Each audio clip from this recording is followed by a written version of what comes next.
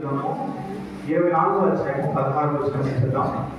అదే మొదటి సమూయేలు గ్రంథం 26వ అధ్యాయం 21వ వచనం 19. అది ఇది ఒకటే కాకుండా కొంతమంది 24, 16, ఇంకొంతమంది 26, 21.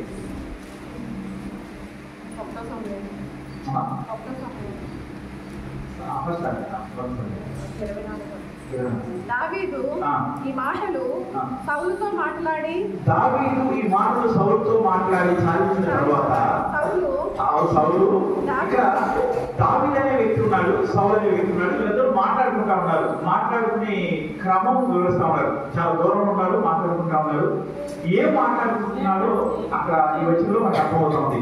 దావీదు సౌలుతో మాట్లాడుతూ అయిపోయిన తర్వాత సౌలు ఏమంటున్నాడో అక్కడ కనబడుతున్నాం. చదువు.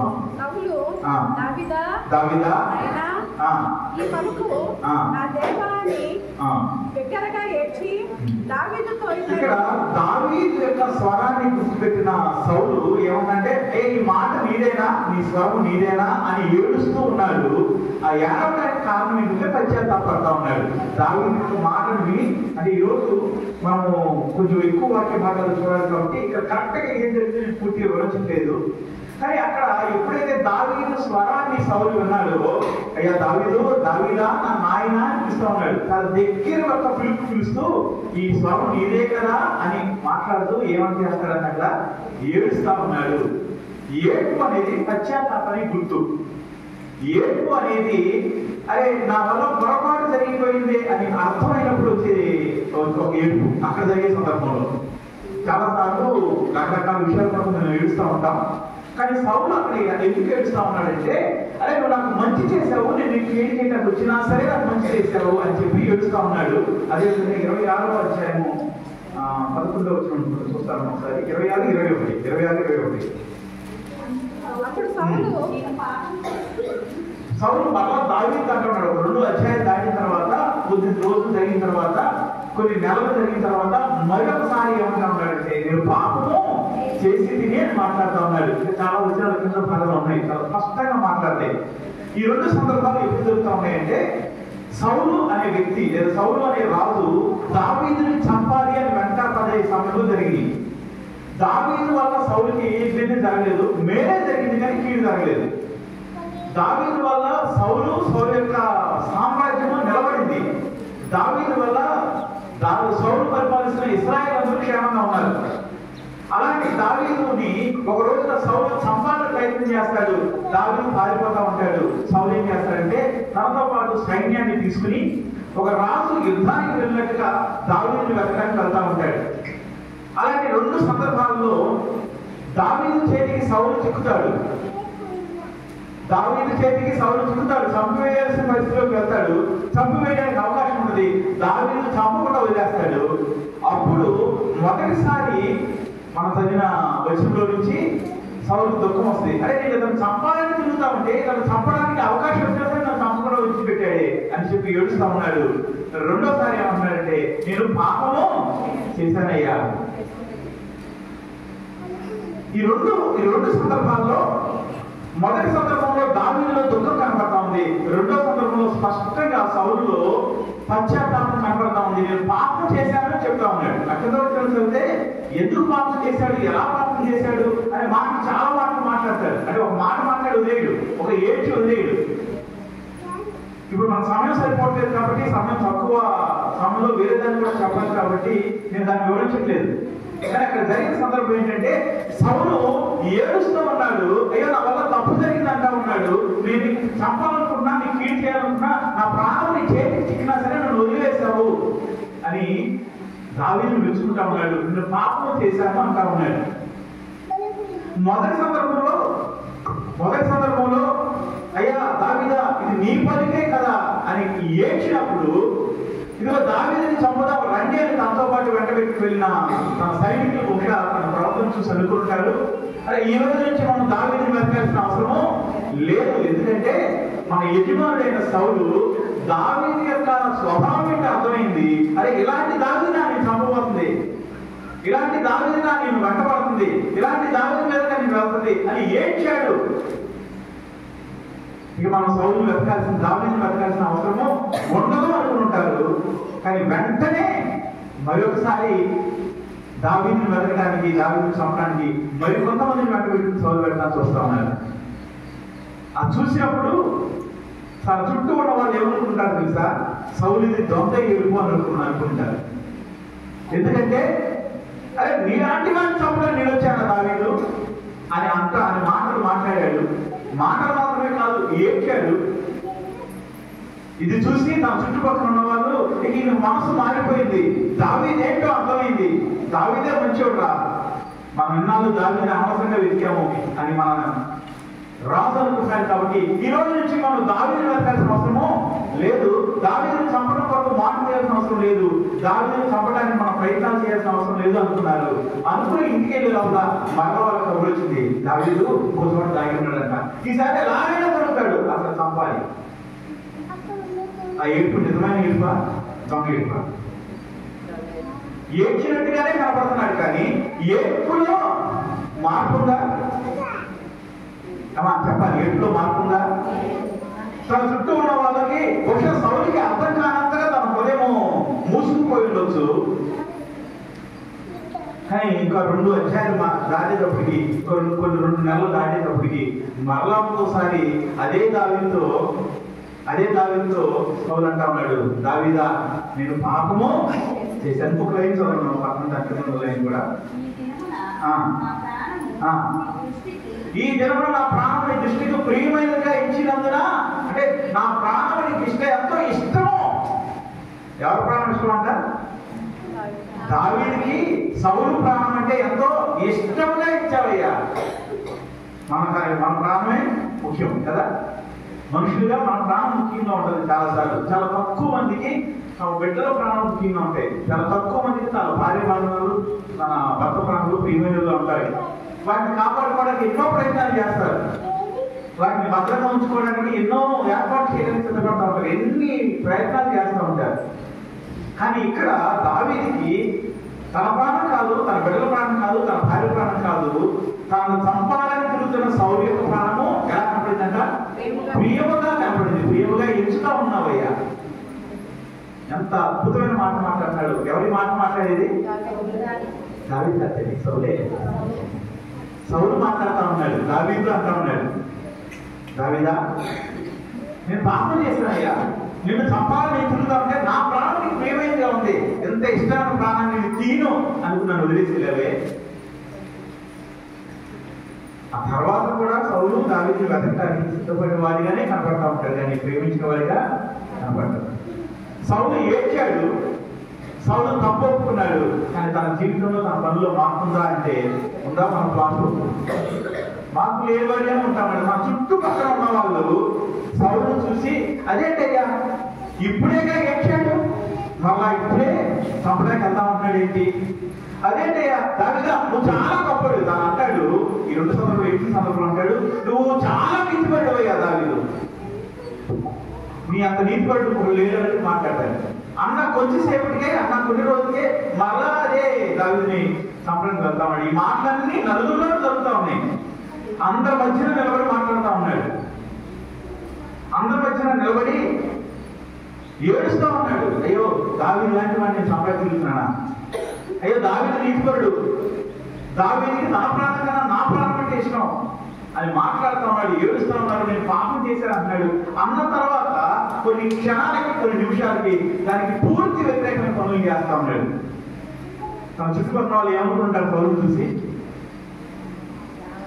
మంచిగా అడుగుతున్నారు, చెడ్డ అడుగుతున్నారు, నాటకాలు ఆడుతున్నాడని మాట మీరు అన్నారు కదమే. ఇంకా ఖచ్చితంగా చెప్పాలంటే సౌలు మార్పు లేని మనిషి. ఈ సౌలుతో మన జీవితాన్ని పోల్చుకున్నప్పుడు మనం కూడా అనేక సార్లు ఏడుస్తూ ఉంటాం. ఏడవడంలో మనకన్నా మన దాఖలు ఎవరు లేరు. ప్రార్థన చేసేటప్పుడు మన ఏడుపు వింటే అబ్బా ఈ రోజు నుంచి నా భార్య మారిపోద్ది, ఈ రోజు నుంచి మా తల్లి మారిపోద్ది, ఈ రోజు నుంచి నా భర్త మారిపోతాడు. ఆ ప్రార్థన చూస్తే నేను చాలా మందిని మా సంఘంలో ప్రార్థన చూసినప్పుడు అబ్బా ఈ రోజు నుంచి ఈ అమ్మాయి నుంచి ఒక కంప్లైంట్ కూడా నేను వినను అనుకున్న సందర్భాలు ఎన్నో ఉన్నాయి.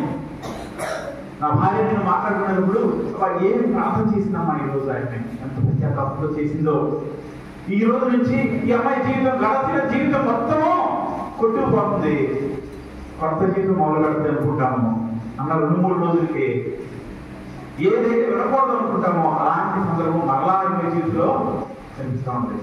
ఒక విషయం కాదు, 2-3 విషయాల్లో నేను చూసేవాళ్ళండి సందర్భాలు. నీ ఏర్పు, నీ పశ్చాత్తాపము, నీ కన్నీరు, అయ్యా నేను పాపం చేశానయ్యా నాకు సహాయం చేయి అని ఎలుగెత్తి చేసిన ప్రార్థన, దానికి పూర్తి విభిన్నమైన ప్రవర్తన నీ జీవితంలో కనపడుతుందంటే ఇంకా సౌలు పెట్టిన పేరు నీకు కూడా అక్కడ ఏం పెట్టారు? సౌలు పేరు చాలా మంది నాటకాలు ఆడుతున్నారు కదా, నాటకాలు ఆడుతున్నారు అన్నారు కదా, అదే పేరు ఎవరు పెట్టాలి? ఎవరైతే నాకు ప్రవర్తన కలిగి ఉన్నారో వాళ్ళు పెట్టాలి. సౌలు సంగతి పక్కన పెట్టేస్తే ఈ రోజు మన గురించి మనం ఆలోచన చేస్తే మనం ఎవరైతే నాటకాలు ఆడుతున్నామో తెలుసా? ఎవరైతే నాటకాలు ఆడడానికి ప్రయత్నం చేస్తామో తెలుసా?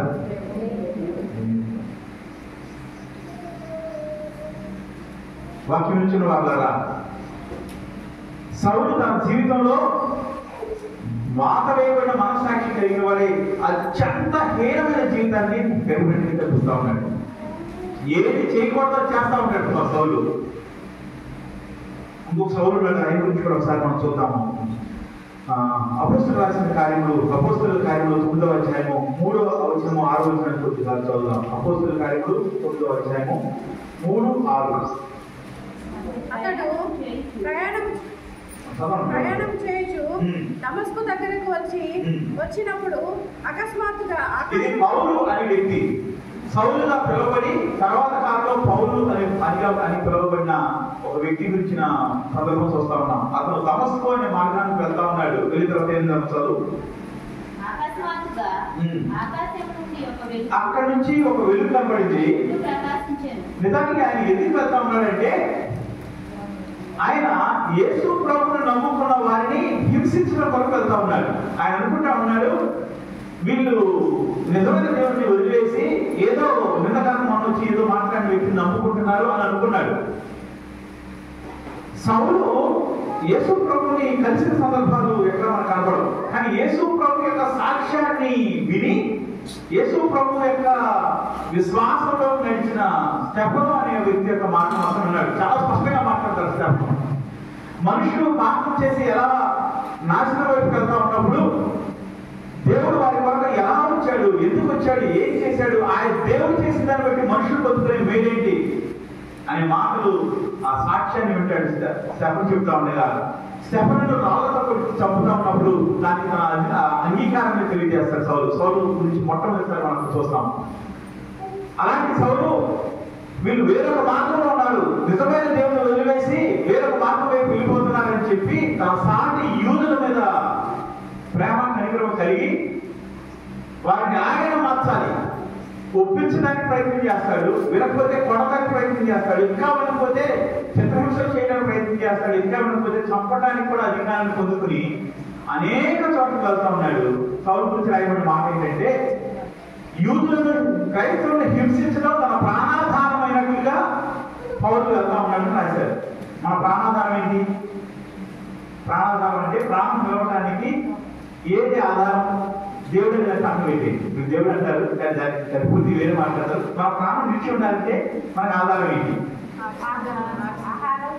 ఆహారం, నీరు. ఇంకా ముఖ్యమైన మర్చిపోయారు.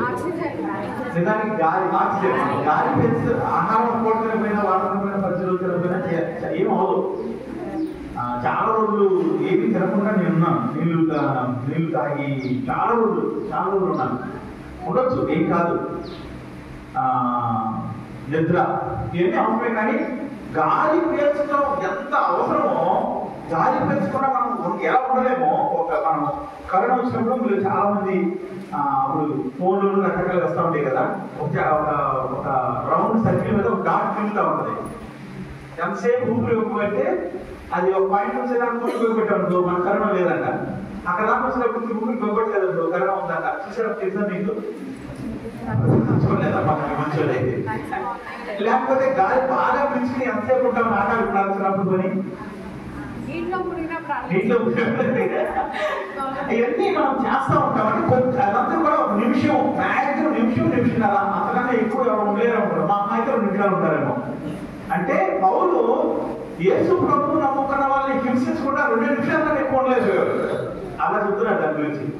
అలాంటి పౌలు దమస్కులో నుంచి వెళ్తా ఉంటాడు. ప్రత్యేక అధికారాన్ని పొంది వాళ్ళు కనుకపోతే చంపేయడానికి దగ్గర దాకా వెళ్ళిపోవచ్చు పౌలు. అలాంటి అధికారాన్ని పొంది వెళ్తా ఉన్నాడు. వెళ్ళినప్పుడు ఆకాశం నుంచి ఒక స్వరాన్ని వింటాడు. ఎవరు అని అడుగుతాడు సౌలు. నువ్వు హింసిస్తున్న యేసు అని చెప్తాడు. అప్పుడు ఆలోచన ఒక సందర్భం జరుగుతుంది. చదవమా ఆలోచనము.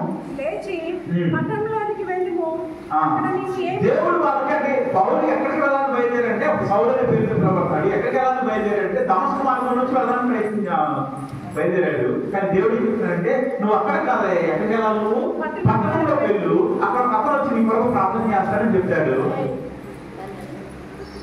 పౌలు ఏం చేస్తాడు తెలుసా?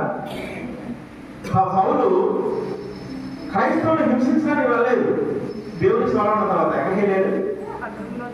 పట్టణంలోకి వెళ్తాడు. అననీయ అనే ఒక భక్తుడు వచ్చి తన కొరకు ప్రార్థన చేసేంత వరకు అక్కడే ఉంటాడు. ప్రార్థన చేసిన తర్వాత తన కళ్ళకున్న పొరలు విడిపోతాయి. అప్పటి నుంచి ఆ క్షణం నుంచి దేవుడి గురించి చెబుతూ తిరుగుతూ ఉంటాడు. దేవుడు మాట్లాడినప్పుడు పౌరుల ప్రభుత్వం సౌల మాట మాట్లాడతారు. ఏమంటాడు తెలుసా? ప్రభువా నువ్వెవరువయ్యా? ఆ మాట చదువుతారమ్మా అక్కడ. అంటే తనకు తెలియకుండానే తనతో మాట్లాడేవాడు అత్యున్నతుడు అని ఒప్పుకుంటా ఉన్నాడు. నువ్వు ఎవరు? నువ్వు హింసించుకున్న యేసును అని చెప్పగానే తన హృదయం మొక్కలైపోయింది. ఇప్పుడు దాకా నేను నా సాటి మనిషిని హింసిస్తున్నానేమో, ఇప్పుడు దాకా తప్పు మార్గంలో వెళ్తున్న వారిని హింసిస్తున్నానేమో అనుకున్నాడు. కానీ కాదు, నిజమైన దేవుడిని యేసు ప్రభుని హింసిస్తున్నాను అని అర్థమైంది. ఆ రోజు నుంచి పూర్తిగా తన జీవితం మారిపోతా ఉంది. ఇప్పుడు చెప్పండి, పాత సౌలు గొప్పడా, కొత్త సౌలు గొప్పడా? పాత నిబంధనలో సౌలు గొప్పడా? సౌలు ఏడ్చాడు, నేను పాపం చేశాను అన్నాడు. ఈ కొత్త నిబంధనలో సౌలు, పౌలు అనే తర్వాత కాలంలో పిలవడతాడు. అపోస్తలుల కార్యం 9వ అధ్యాయం వరకు, తర్వాత 2 అధ్యాయాల వరకు సౌలుగానే పిలవడతాడు. పాత నిబంధనలో సౌలు ఏడ్చాడు, నేను పాపం చేశాను ఒప్పుకున్నాడు. కొత్త నిబంధనలో సౌలు తన అధికారాన్ని, దేవుడి అధికారాన్ని ఒప్పుకుంటూ ప్రభువా అని పిలిచాడు. కానీ అక్కడ ఏడ్చినట్టుగా నేను పాపం చేశాను ఒప్పుకున్నట్టుగా అక్కడ మనకు కనపడుతుంది. కానీ తర్వాత తన జీవితం, తన చుట్టుపక్కల వాళ్ళందరూ ఉన్నారు కదా. పాత నిబంధనలో సౌలు రాజుతో పాటు చాలా మంది సైనికులు ఉన్నారు. కొత్త నిబంధనలో సౌలు చుట్టూ చాలా మంది మనుషులు ఉన్నారు. వాళ్ళందరూ కలిసి వెళ్తా ఉన్నారు. వాళ్ళని తీసుకెళ్తున్నాడు సౌలు. అక్కడ రాజైన సౌలు తీసుకెళ్తా ఉన్నాడు. నూతన నిబంధనలో ఈ బైబిల్ పండితులైన సౌలు కూడా తీసుకెళ్తా ఉన్నాడు.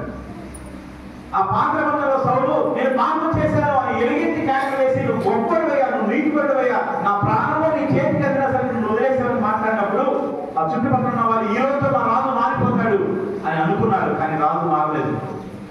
ఈ కొత్త నిబంధనలో సౌలు చాలా బలమైన వాడు, చాలా మూర్ఖుడు. ఆయన చాలా గురించి చాలా భయంకరమైన మాటలు చెప్పుకుంటాడు. నేను ఎలాంటి వాడిని తెలుసా చెప్తాడు తన పాత జీవితం గురించి.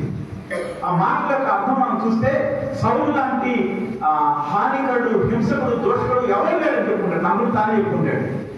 తన చుట్టూ ఉన్న వాళ్ళకి తెలుసు సౌలు ఏంటో. ఒక పని పట్టుకుంటే దాన్ని అయ్యేవారు విడిచిపెట్టేవాడు కాదు, ఏదో విధంగా దాన్ని కంప్లీట్ చేసేవాడు. ఆకాశం నుంచి స్వరం పడింది. ఇప్పుడు ఏం చేస్తాడు సౌలు అనుకున్నారు. సౌలు ఏం చేస్తాడు తెలుసా? లేదు, మా మిషన్ క్యాన్సిల్. మనం దేనికోసం అయితే బయలుదేరి వెళ్తున్నామో అది తప్పు, ఇక మనం ఆ తప్పును మరొకసారి చేయకూడలేదని చెప్పాడు. ఇద్దరు ఎవరి నుంచి వాళ్ళు? పాత నిబంధన సౌలా, కొత్త నిబంధన సౌలా?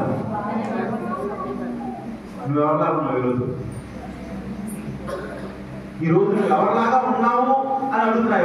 ఎవరిలాగా ఉండాలనుకుంటున్నావు అడగట్లా. ఎందుకంటే ఇక్కడ కూర్చున్న వారిలో రక్షణ పొందిన వారు అని చెప్పుకున్నవారు, లేదా మార్పును పొందామని చెప్పుకున్నవారు, మీకులాగా కన్నీరు కాచి ప్రార్థన చేసిన వాళ్ళు ఎవరు ఉండరు. బహుశా మీకులాగా దేవుడు వెతుకుతున్నామని చెప్పుకున్న వాళ్ళు ఎవరు ఉండరు. బహుశా మీకులాగా ప్రతి చిన్న విషయం గురించి తప్పైపోయింది క్షమించని ఎప్పటికీ చేయను అని అడిగిన వాళ్ళు ఎవరు ఉండరు. బహుశా సంవత్సరాలు మారిపోతున్నాయి, నెలలు మారిపోతున్నాయి. కొన్ని సంవత్సరాల తర్వాత ఈ రోజు నువ్వు ఎక్కడ నిలబడ్డావు? ఈ రోజు నువ్వు వెనక్కి తిరిగి చూసుకుంటే నీ జీవితం ఎక్కడ ఉంది? వెనక్కి తిరిగి చూసుకుంటే ఆ రోజు నువ్వు విడిచిపెట్టిన వాటిలో ఎన్నింటిలో ఈరోజు కొనసాగుతూ ఉన్నావు? ఎన్ని అసహ్యమైన పనులు ఈరోజు కొనసాగుతూ ఉన్నావు? ఆ రోజు నీ ఏడుపు చూసి, ఆ రోజు నీ కన్నీరు చూసి, ఈ రోజుతో ఈ జీవితం మారిపోయింది అనుకున్న వాళ్ళు ఈ రోజు నీ జీవితాన్ని చూసి నీ గురించి ఏమంటా ఉన్నారు?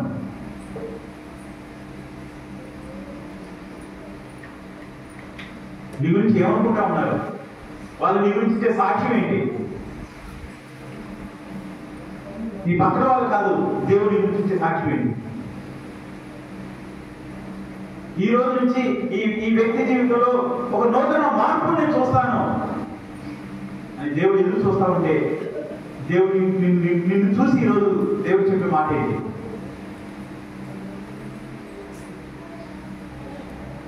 పౌలు లాంటి సౌలుగా పిలువబడిన తర్వాత ఒక రోజు పౌలుగా మార్చబడతాడు. పౌలు దేవుడి కోసం ఎంత పని చేస్తాడో, ఎన్ని పనులు చేస్తాడు. సౌలు దేవుడి కోసం ఎలా నిలబడతాడంటే, దేవుడి కోసం అనేక కఠినమైన శ్రమలు అనుభవిస్తూ దేవుడి యొక్క సాక్ష్యం చెప్తూ ఉంటాడు. అనేకుల మధ్య దేవుడి సాక్షాత్తంగా నిలబడతాడు. దేవుడి వాక్యం ఇంకొక మాట చూద్దాము. మొదటి కొరింథీయులకు రాసిన పత్రిక 15వ అధ్యాయం 9వ వచనం చూద్దాం ఒకసారి. 15:9. ఇంకొంతమంది 2వ కొరింథీయులకు రాసిన పత్రిక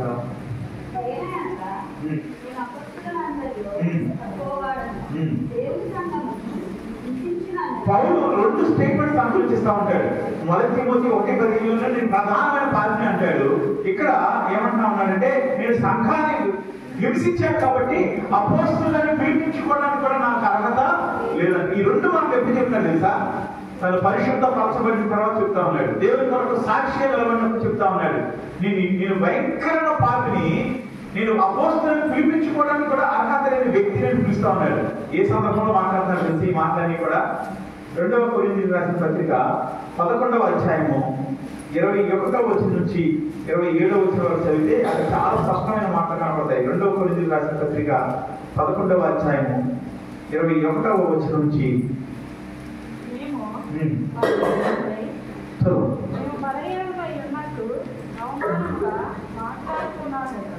ఏ విషయమందు ఎవరైనా ధైర్యం కలిగి ఉన్నారో 22 నుంచి చదువు. ఆయన పౌలు ఏమై ఉన్నాడో దాని నుంచి చెప్పుకుంటా ఉన్నాడు. హెబ్రీయులు అనేవాళ్ళు దేవుని చేత ఎన్నిక చేయబడిన జనాంగంగా ఉన్నారు.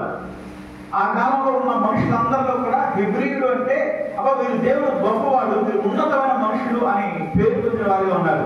ఎందుకంటే సొలొమోను గొప్ప రాజుగా ఉన్నాడు. దేవుడు వీరి పక్షంగా చేసిన అనేక అద్భుత కార్యాలు ప్రపంచంలో ఉన్న అన్ని జాతుల వారు కథలుగా చెప్పుకునేవాళ్ళు. హెబ్రీయులు అనే వారిని దేవుడు విడిచిపెట్టలేదు, హెబ్రీయులు అనే వారిని దేవుడు భద్రపరిచాడు. అంటే హెబ్రీయులు ఇశ్రాయేలు అందరూ ఒకలే. ఇశ్రాయేల్లో హెబ్రీయులు ఇంకా గొప్పగా పిలవబడుతున్న వారు వాళ్ళంటే చెప్పాలండి. హెబ్రీయులు అనే మాట ఇశ్రాయేలు అనే వారిని సూచిస్తా ఉంది. హెబ్రీయులు కాబట్టి చెప్తాను, నేను హెబ్రీయులు అని చెప్తా ఉన్నాడు. తర్వాత ఏమంటున్నాడంటే, వారు అబ్రహాము సంతానమా, నేను కూడా అబ్రహాము సంతానమే అని ఇంకా మాట్లాడుతున్నాడు. నేను మరి విశేషంగా 23వ వచనం చూస్తే, నేను మరి విశేషంగా ప్రయాసపడింది, మరి అనేక పర్యాయములు చెరసాలలో ఉంటుంది, అపరిమితముగా దెబ్బలు తింటుంది, అనేక మార్లు ప్రాణాపాయంలో ఉంటుంది, యూదుల చేత 5 మార్లు 1 తక్కువ 40 దెబ్బలు తింటుంది, 3 మార్లు బెత్తములతో పట్టబడింది, ఒకసారి కాళ్ళతో రాళ్లతో పట్టబడింది, 3 మార్లు వాన పైకి శ్రమపడింది, ఒక రాత్రి పగళ్ళు సముద్రంలో గడిపింది, అనేక పర్యాయములు ప్రయాణంలోనూ, కళ్ళ వలన ఆపదలోను, దొంగల వలన ఆపదలోను, నా స్వజనుల వలన ఆపదలోను, అన్ని జనులైన ఆపదలోను, పట్టణములలో ఆపదలోను, అరణ్యముల ఆపదలోను, యుద్ధముల ఆపదలోను, ఎన్ని విషయాలు చెప్తున్నాడు చూడండి. పౌలు అనేకమైన ఆపదలు, శ్రమలు, దెబ్బల్లో ఉండే వెళ్తా ఉన్నాడు. ఎందుకు కారణం ఏంటి? ఎందుకని అన్ని శ్రమలు పడ్డాడు పౌలు? ఎందుకని అన్నిసార్లు పట్టబడ్డాడు? ఎందుకని అన్నిసార్లు చిత్రహింసలు చేయబడ్డాడు? ఎందుకని పెద్దలతో పట్టబడ్డాడు? ఎందుకని కొడలతో పట్టబడ్డాడు? ఎందుకని శ్రమలు పడ్డాడు? అన్ని జనుల చేత, స్వజనుల చేత ఎందుకని హింసించబడ్డాడు? ఎందుకని హింసించబడ్డాడు తెలుసా? ఎందుకని హింసించబడ్డాడంటే, వారి ఎదుట దేవుని సాక్షిగా నిలబడతా ఉన్నాడు. అనేకుల మధ్య నిలబడి, ఇదిగో దేవుడు మన కొరకు భూమి మీదకి వచ్చాడు, దేవుడు అంటే మన పాపంలో నుంచి విడిపించేవాడు దేవుడు, అట్టి దేవుడిని మీరు కూడా అంగీకరించాలి. క్షమించండి చెప్పారు. ఆ మాటలు మనుషులకు కోపాన్ని రప్పించి, ఆ మాటలు మనుషుల హృదయాల్ని కోపం చేత క్షమించలేని దాంట్లో నింపి, దేవుడు ఏమై ఉన్నాడో అనేక మంది సాక్షి చెప్తా ఉన్నాడు. ఆయన చెప్తా ఉన్నాడు అనేక సార్లు, నేను నా స్వజనం పట్ల, నేను నమ్మిన దాని పట్ల విశ్వాసాన్ని కలిగి దానికి వ్యతిరేకంగా ఉన్న వాళ్ళని చంపవేయడానికి సైతం సిద్ధపడ్డాను. నేను మూర్ఖుణ్ణి, నేను దోషుడిని, నేను తిట్టేవాడిని, నేను కొట్టేవాడిని, నా జీవితం ఒక భయంకరమైంది అని సాక్ష్యం చెప్తా ఉన్నాడు. ఆ సాక్ష్యం మనుషులకి నచ్చట్లా. ఆ సాక్ష్యం మనుషుల హృదయాలు కలిగిస్తూ ఉంది. వీటి కనుక ఇలాగే మాట్లాడిస్తే కొద్దిసేపు తర్వాత మనల్ని కూడా మార్చేస్తాడేమో, మన ఊరిని కూడా మార్చేస్తాడేమో. మార్గం మంచిదే కాదా? ఎవరు చెప్పలా? మంచిగా మార్గం మంచిదే కాదా? మార్గం మాత్రం మంచిదే కదా. కానీ మంచిది మనుషులకు ఇష్టపడలేదు, అందుకని ఆయన్ని కొట్టారు. పౌలు గురించి మనం చూస్తే ఆయన సన్హెడ్రిన్ ఒక సభలో సభ్యుడిగా ఉన్నాడు. అంటే ఇశ్రాయేల్ ఎంతమంది అయితే ఉన్నారో వాళ్ళందరికన్నా పెద్ద, వాళ్ళందరినీ పరిపాలించే ఒక సంస్థ లాంటిది. ఒక అంటే మన భాషలో చెప్పాలంటే ఒక అసెంబ్లీ లాంటిది అనుకోవచ్చు. కానీ అసెంబ్లీ కన్నా పెద్దది, అంత అధికారం ఉండేది ఆయన. దానిలో చిన్న వయసులోనే ఆయన సభ్యుడయ్యాడు. అంటే చాలా గొప్ప వారికి, చాలా ఆధిపత్యం కలిగిన వారికి, చాలా శ్రేష్టమైన వారికి దాంట్లో సభ్యుడిగా ఉండే అవకాశం దొరుకుతుంది. దానిలో ఆయన సభ్యుడిగా ఉన్నాడు. ఆయన బాగా చదువుకున్నాడు. ఆ రోజుల్లో గొప్ప కాలేజీ అని పిలువబడుతున్న దాంట్లో చదువుకున్నాడు. ఆయన పరిచయుడు, అంటే వాళ్ళ కుటుంబము గొప్ప కుటుంబంగా పిలువబడతా ఉండేది. ఒకసారి ఆయనతో మనం పోల్చుకున్నామా? ఆయనకి ఏమున్నాయి, మనకి ఏమి లేవు. ఆయన బాగా చదువు, ఆ రోజుల్లో చదివిన వారిలో అత్యున్నతమైన వ్యక్తి ఆయన. ఇప్పటికే ఆయన రాసిన వాక్యాన్ని లేదా ఆయన రాసిన ఉత్తరాన్ని కనుక మనం చదివితే ఎంత ఎంత పర్ఫెక్ట్ గా రాస్తాడు. ఆయన రాసిన ఒక్కొక్క మాట, ఒక్కొక్క లైను ఇప్పటికీ దాన్ని తప్పు పట్టుకోవడానికి సాధ్యం కాదు మనుషులకి. అంత జ్ఞానంలో రాస్తాడు. దేవుడు జ్ఞానాన్ని ఇచ్చాడు. అది కాకుండా ఆయన చదువు కూడా ఆయనకు ఉపయోగపడింది. ఆయన చదువు ఉంది. ఆయన వాళ్ళ కుటుంబము అత్యున్నతమైన కుటుంబంగా పిలువబడతా ఉంది. ఆ కుటుంబానికి, ఆ తెగకి సమాజంలో ఒక పేరు ఉంది. తర్వాత ఆయన రోమియుడు, అంటే ఒక మాటలో చెప్పాలంటే ఇప్పుడు అమెరికా దేశంలో, అమెరికా పౌరుడిని ఏ దేశంలో అడ్డుకోవడం భయపడతారు ఇప్పటికి. ఎందుకంటే అమెరికా దేశం యొక్క శక్తి అది. ఆ దేశంలో ఒక మామూలు వ్యక్తి, ఆ దేశంలో అత్యంత చిన్న స్థాయి కలిగిన వ్యక్తి అయినా సరే ఏ దేశంలోనూ అతను అంటుకోవడానికి వీళ్ళు భయపడతారు. ఎందుకంటే ఆ వ్యక్తి కోసము మనుషులు, అమెరికా దేశం మా మీద శత్రుత్వం వస్తుందని ఎక్కడ ఉన్నా సరే అమెరికాలో అంటుకోవడానికి మనుషులు భయపడతారు. ఒక విధంగా చెప్పాలంటే అలాంటి పౌరసత్వం పౌరుకు ఉంది. నేను రోమియుడిని అని చెప్పుకుంటాడు. అప్పుడు రామ పౌరసత్వం పొందుకోవాలంటే చాలా డబ్బులు ఖర్చు పెట్టి పొందుకోవాలి. కానీ ఇతనికి జన్మత వస్తుంది. అంటే పౌరు యొక్క గొప్పతనం గురించి మాట్లాడుతా ఉన్నాను. పౌరు బాగా చదువుకున్నాడు, బాగా తెలియనివాడు, ఒక ఉన్నతమైన కుటుంబానికి చెందినవాడు, అత్యున్నతమైన పౌరసత్వాన్ని కలిగి ఉన్నవాడు. ఆయనతో పోల్చుకుంటే మనకి ఈ నాలుగులో ఏమున్నాయి? మన భారతదేశంలో మనం ఉన్నాం కదా, మనం ఎవరు ఏ దేశంలో వెళ్తే మనం చంపేస్తే సరే మనం అడిగేవాళ్ళు లేదు. మన దేశంలో ఏమంటారు తెలుసా? ఎన్ని కోట్ల జనాలు ఇప్పుడు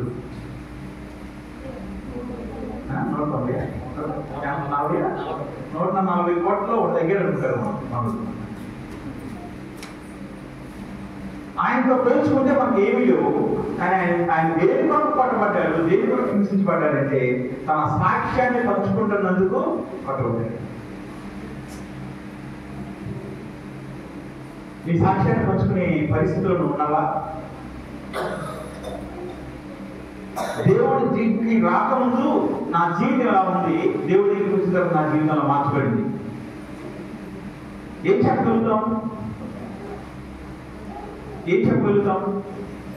ఏం చెప్తామంటే కొన్నిసార్లు చెప్పగలడానికి వెనకడి చేస్తాము. కొన్నిసార్లు చెప్తే ఏం చెప్తామంటే మేము అప్పుల్లో ఉన్నాము, దేవుడు ఆరోగ్య బంధు కలిగించాడు, మేము అనారోగ్యంగా ఉన్నాము, దేవుడు స్వస్థపరిచాడు, ఇంకొకటి ఉంది, ఇంకోటి జరిగింది. ఇవే తప్ప పౌరులాగా నేను మంచివాడిని కాదు, దేవుడు నాకు మంచితనాన్ని ఇచ్చాడు,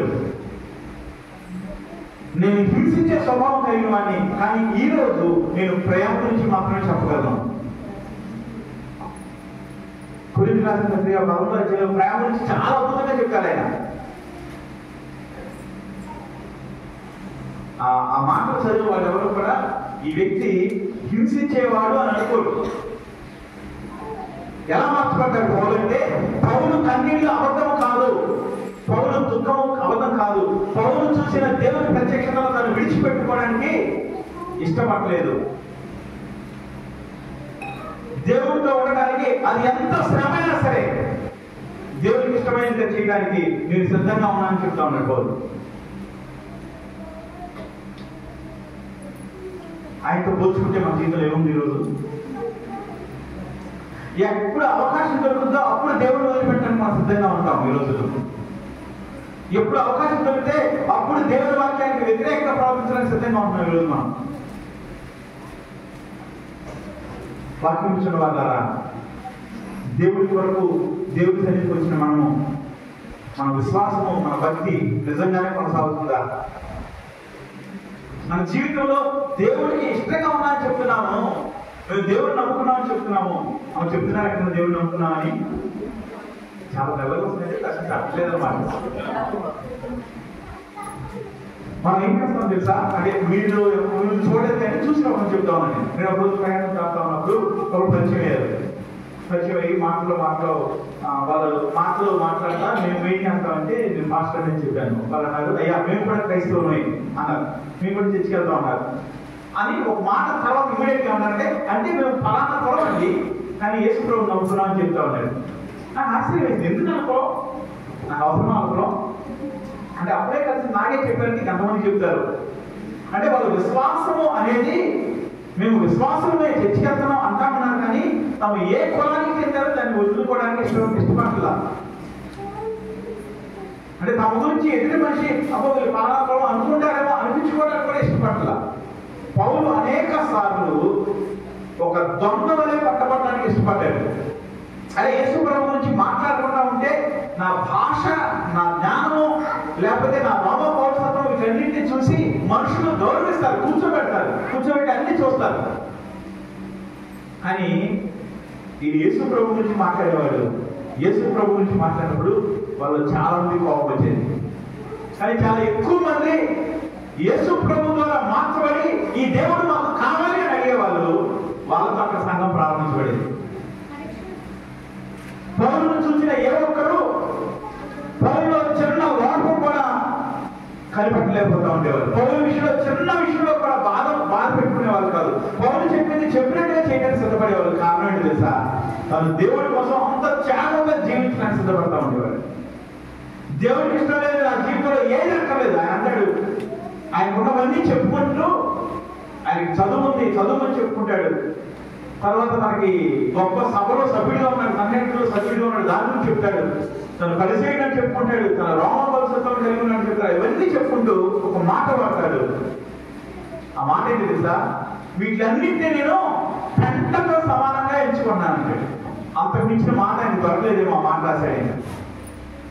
ఇవన్నీ మనుషుల మధ్యన జయకరంగా ఘనకరంగా కనపడతా ఉన్నాయి. కానీ వాటిని తను ఎలా ఎంచుకున్నాడంట? దాన్ని చూడటానికి, దాని సమీపంగా ఉండడానికి కూడా అసహించుకునే దాంతో పోల్చుకుంటాడు. ఇదంతా నాకు అక్కర్లేదు, నాకు దేవుడు ఒక్కడు చాలు, దేవుడి గురించి మాటలు ఒక్కడు చాలు. పౌరు జీవితంలో ప్రాధాన్యత, ఫస్ట్ ప్రయారిటీ దేనికంటే, దేనికి ఫస్ట్ ప్రయారిటీ, దేనికి ప్రథమ ప్రాధాన్యత దేనికి పౌరు జీవితంలో? దేవునికి, దేవుడి మాటకే ఉంది ఫస్ట్ ప్రాధాన్యత, మొట్టమొదటి ప్రాధాన్యత, ప్రయారిటీ అని పిలుస్తారు దాన్ని.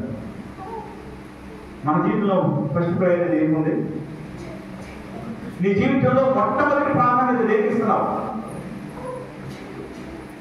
మొట్టమొదటి ప్రాధాన్యత దేనికి ఇస్తున్నావు అనేది మన పనులు చెప్తా ఉంటాయి. ఇప్పుడు నేను అడిగితే మీరు దేనికి ఇస్తున్నారు మొట్టమొదటి ప్రాధాన్యత?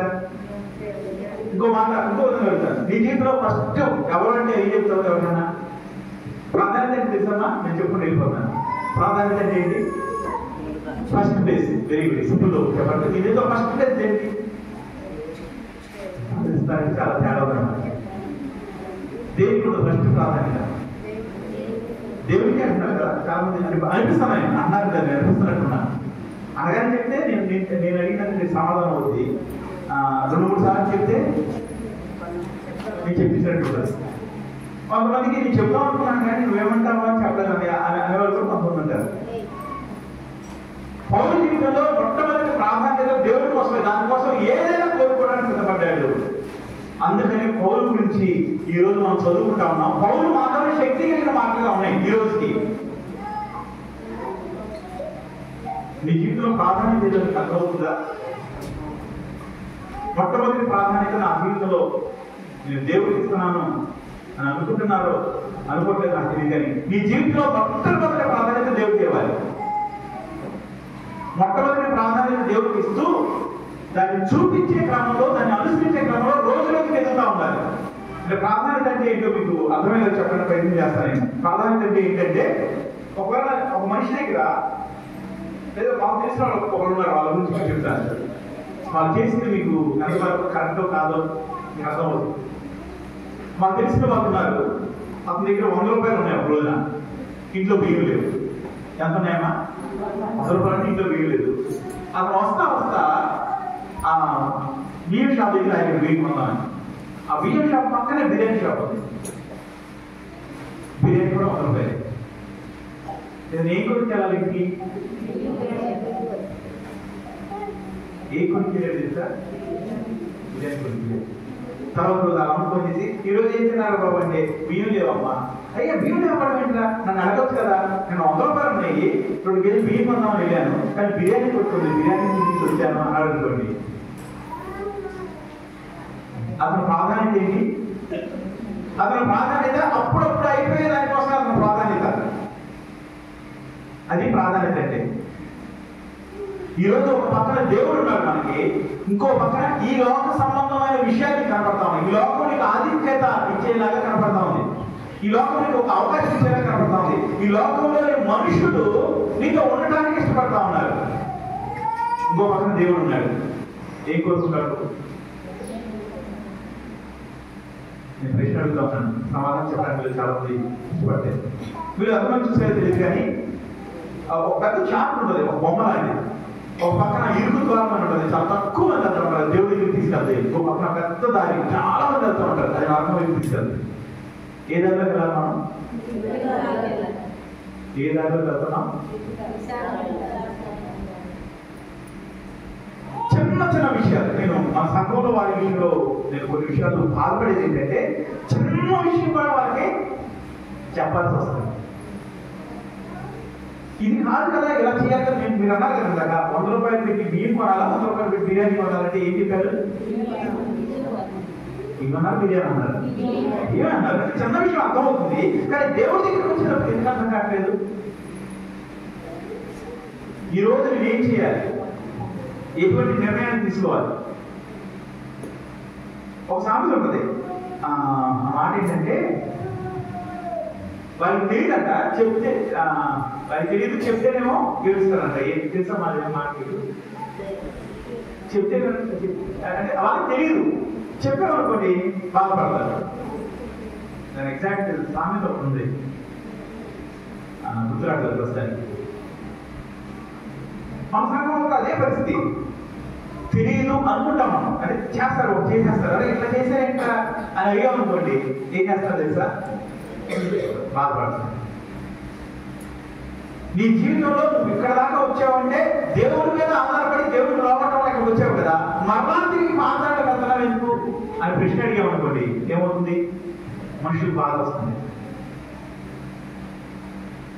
పౌలు తన కొరకు అత్యున్నతమైన స్థానాన్ని పక్కన పెట్టి దేవుడి కొరకు నిలబడ్డాడు. మీరు ఎంతమంది దేవుడి కొరకు నిలబడతా ఉన్నారు? మీరు ఎంతమంది దేవుడికి సాక్షిగా ఉంటా ఉన్నారు? దేవుడికి ఇష్టం లేని చేస్తూ చేస్తూ చేస్తూ దానిలోనే మునిగిపోయి దేవుడికి అసహ్యమైన స్థితిలో మిగిలిపోతున్న వాళ్ళని అనేక మంది కనపడుతున్నారే. సరే, మళ్ళా వాక్యంలో చూద్దాం. ఎంత చేసిన పౌలు ఏం చేశాడంటే, దేవుడు ఒక్కసారి మాట్లాడితే ఆ రోజు నుంచి తను చేసే పనిని ఆపేసి ఎక్కడికి వెళ్ళాలో అక్కడ కాకుండా దేవుడు ఎక్కడికి వెళ్ళాలని అక్కడికి వెళ్తా ఉన్నాడు. తన చుట్టూ ఉన్న వాళ్ళకి అర్థమైంది పౌలు వచ్చిన మార్పు యథార్థమైంది. నిజానికి తన చుట్టూ ఉన్న వాళ్ళకి ఏ స్వరం వినపడాలి, ఒక్క పౌలుకి వినపడింది. చాలాసార్లు స్పష్టంగా మాట్లాడతాడు. పౌలు ఒక్కడికే పడింది ఆ స్వరము. మిగతా వాళ్ళకి ఆ వెలుగు చూసి వాళ్ళ కళ్ళు కనపడవు, వాళ్ళ కళ్ళు బయలు కనపడదు, అక్కడ వరకే తెలుసు. కానీ ఆ మిగతా ఉన్న వాళ్ళు పౌలు వచ్చిన మాట చూసి ఈ వ్యక్తి నిజమైన దేవుడిని కలుసుకున్నాడు అని చూడగలిగారు. నీలో వచ్చిన మార్పు ఏదైనా ఉంటే నీ చుట్టుపక్కల ఉన్న వాళ్ళు నువ్వు నిజమైన దేవుడిని నమ్ముకున్నావు అనగలుగుతున్నారా? నీలో వచ్చిన మార్పు ఏదైనా ఉంటే ఇతను చేసే భక్తి, ఈ అమ్మాయి చేసే భక్తి యథార్థమైన చెప్పగలుగుతున్నారా? క్రైస్తవుడు అంటే ఇలా ఉండాలి, క్రైస్తవులంటే ఇలా ఉండాలి అనే జీవితం నీలో ఉందా?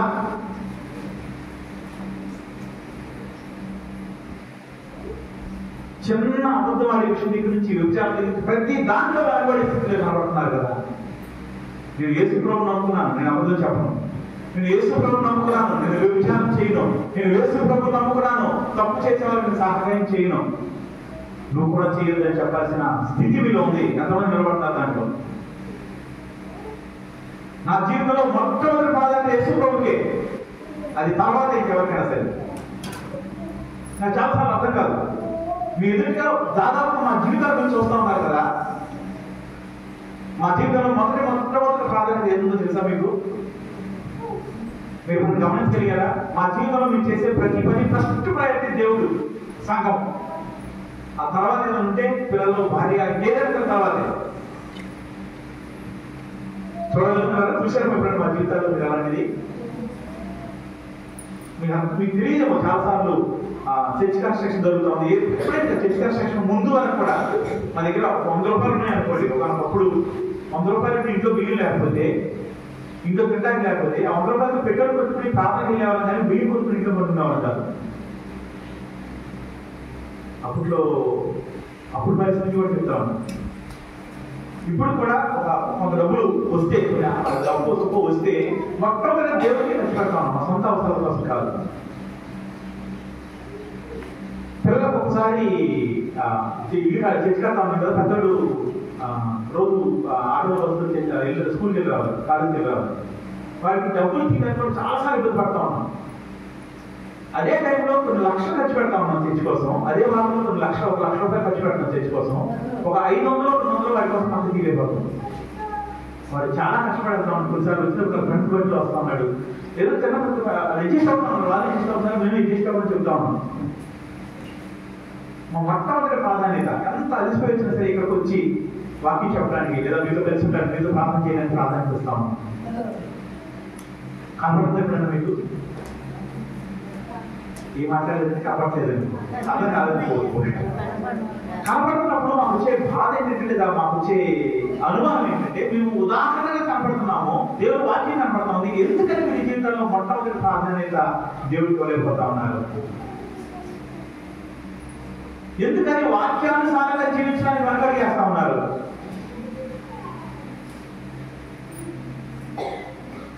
అర్థం కావట్లేదా? చిన్న చిన్న విషయాల్లో ఏది ఎంచుకోవాలి? నేను ఉదాహరణ వచ్చి చూద్దామంటే వీళ్ళు కాలంలో బాధపడతారని చెప్పలేదు, కానీ మనం చెప్పడం మంచిగా అనిపిస్తుంది. ఎందుకంటే మళ్ళీ చెప్పే అవకాశం వస్తున్నారు. ఒక 2 ఉదాహరణలు చూద్దాం అనుకుంటున్నాను. వీలైతే చెప్పిన తర్వాత ఒక్కొక్క సందర్భాన్ని చూపించి నేను ముగించాను మాట్లాడతాను. ఏ ఉదాహరణ చెప్పచ్చు?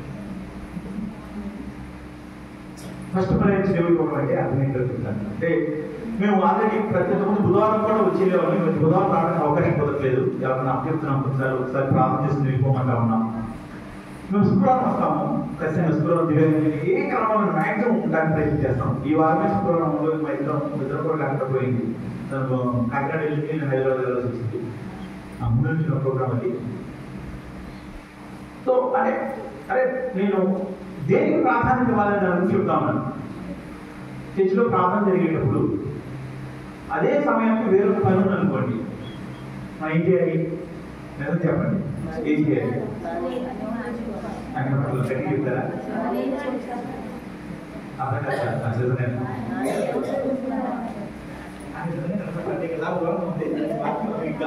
సమాధానం చెప్తున్నా, చాలా సార్లు కింద కూర్చున్న వాళ్ళు బయట చెప్తున్నా లేదు. నువ్వేమైనా చెప్తే వెళ్ళిపోతారంటే ఇక్కడ మహారాజు ముందు మాట్లాడాలి వీళ్ళు అయితే దివ్యంగా ఏమంటుందంటే వెనక కూర్చున్న వాళ్ళు సమాధానం చెప్పారు కనబడుతుంది ముందు కూర్చున్న వాళ్ళు సమాధానం చెప్పడం ఏ సమాధానం కలుగుతాం జీవితం కావాలన్నారు వెనకమ్మా వెరీ గుడ్ చెప్పడం బాగా చెప్పారు. నేనేమంటానంటే అడ్జస్ట్ చేసుకోగలగాలి. నేను చాలాసార్లు వ్యక్తి ఏంటంటే దాన్ని ఏమంటారు స్కూల్లో పిల్లలు ఉన్నారు అనుకోండి, ఒకటి అందరు పిల్లలకి మాస్టర్ ఒకే రకంగా చెప్తారు, కొంచెం తక్కువ కొంచెం ఎక్కువ కాంప్లైంట్ చేస్తారు, చెప్తా ఉంటారు ఒకళ్ళు అనుకుని పడతారు, ఒకడు మారించి తెలిపోతారు, చేయడానికి పోతారు కొంతమంది. చేయడానికి పోవడం అంటే అర్థం ఏంటంటే వాడు చెప్తే వినడు, కొట్టేనే ఏడుస్తారు. ఇంకా ఏం చేస్తారంటే అప్పుడైతే తాత మా అమ్మ తీసుకొస్తాడు, ఏంటయ్యా మా పిల్లలు పడతారంట కొట్టవాళ్ళు అని చెప్పిస్తారు. తెలుసా మీకు ఇట్లాంటి వచ్చిందేమో వాళ్ళు చెప్పడైతే మాస్టర్ అని పడతారు, ఆయన పడతారు చెప్పడం కోసం. అప్పుడు ఏం చేస్తారు స్కూల్లో వాళ్ళు టీచర్లు అందరూ ఏమనుకుంటారంటే ఎందుకంటే మీకు వచ్చి వాళ్ళ వదిలేంటి అంటారు, ఆయన వదిలేస్తారు. వాళ్ళు కొన్ని రోజులకి రోడ్లలో గాలి తిరుగుతూ ఉంటాడు. చాలా మంది రోడ్లో తిరిగే వాళ్ళు గాలి తిరిగే వాళ్ళు స్కూల్లో సెట్ అవ్వడం వాళ్ళు ఎక్కువ మంది ఉంటారు. మా పిల్లల వాళ్ళు అవ్వకూడదు, ఈ సమ్మర్లో వాళ్ళ కోసం ఏదైనా చేయాలనుకున్నాను.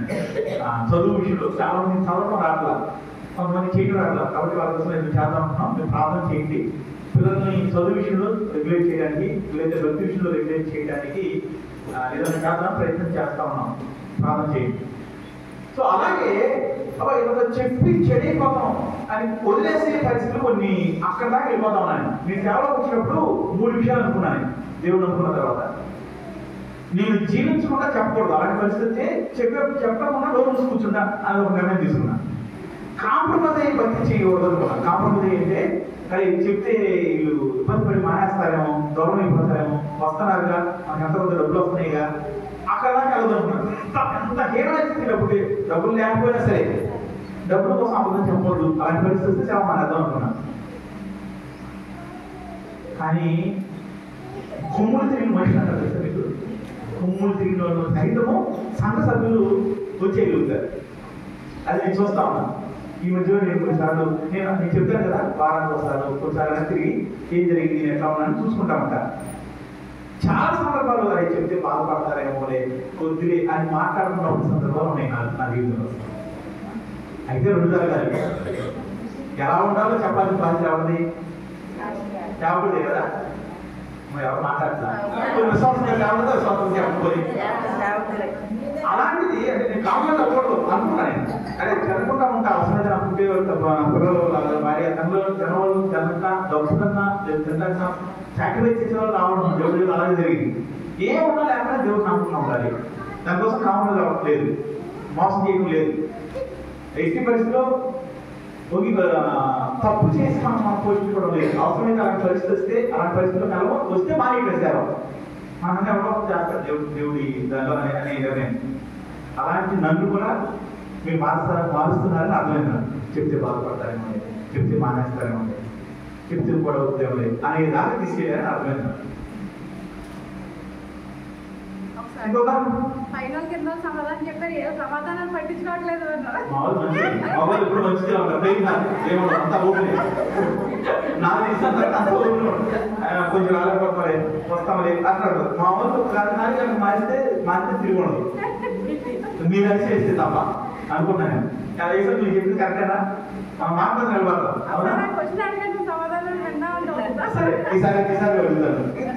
నేను చెప్పే కొన్ని సందర్భాలు ఏంటంటే దయతో అంటే నేను ఎవరైనా పాయింట్ అవుట్ అంటే నేను ఒకవేళ దేశం ఏదో చెప్పాను అనుకోండి, అబ్బా దేశం ఎట్లా పెట్టాలి ఏమైనా చేయాలి అని కార్యక్రమం ఉన్నారు. అలా చెప్పి చూశాను. నాకు ఆ మనసులో నాకు ఏదైనా సరే డూప్లికేట్ కరెక్ట్ చేయడం ఇలాగే చేస్తే నష్టపోతారు కాబట్టి ఇలా మార్చుకోండి చెప్పడం తప్ప టార్గెట్ ఉండదు. సో నేను ఉదాహరణ చెప్తాను అనుకున్నాను కదా, అందులో ఒక ఉదాహరణ ఏంటంటే మన మధ్య మన శిశువు ఒక పెళ్ళి శుక్రవారం ఏదో కాబట్టి వచ్చాము. ఆ పెళ్లి అర్ధరాత్రి ఎప్పుడు ముందుకు పెళ్ళి అర్ధరాత్రి ఎప్పుడు మా ప్రార్థన ఏంటి? ప్రార్థన ఏంటంటే వెరీ గుడ్. చాలా రావట్లేదు కదా ప్రార్థన ఏం మంచిగా అనుకుంటున్నారు. ప్రార్థన ఏం రావాలి 8 గంటల నుంచి 9 గంటల వరకు మన ప్రార్థన అది. వాళ్ళు వెళ్ళి భోజనం చేసి అక్కడ కొంచెం కూర్చుని రావడం అంటే హిందూస్ పెళ్లి కాబట్టి పెళ్లి కాలేదు అని నేను అనుకుంటున్నాను. అతను కూడా ఇప్పుడు లేట్ పెళ్లి కాబట్టి పెళ్లికి వెళ్ళలేదు అనుకున్నాను. పెళ్లికి వెళ్ళారు అదే నేను దగ్గర అనుకున్నాను అంటే ఎన్ని కొంతమంది వచ్చారు, కొంతమంది రా ఏంటో రాలేదు అనుకుంటుంటే సడన్ గా తెలిసింది ఏంటంటే అక్కడ పెళ్లి భోజనం చేయాలని చెప్పారు.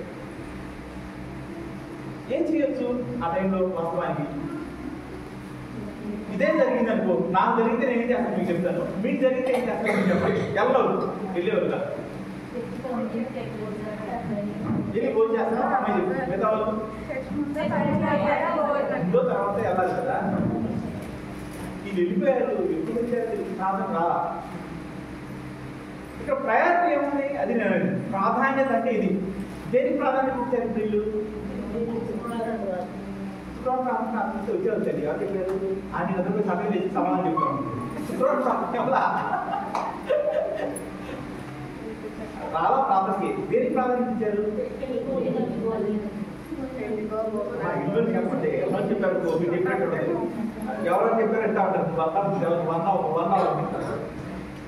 ఒక పూట అంటే నేను చాలాసార్లు దివ్య షాపులు నాన్న సాయంకాలం ప్రాంతంలో డబ్బులు సందేహం తీసేస్తే తర్వాత దివ్య అంది చాలా మంది అడుగుతున్నారండి, సందేహిస్తే బాగుంది అంటున్నారండి.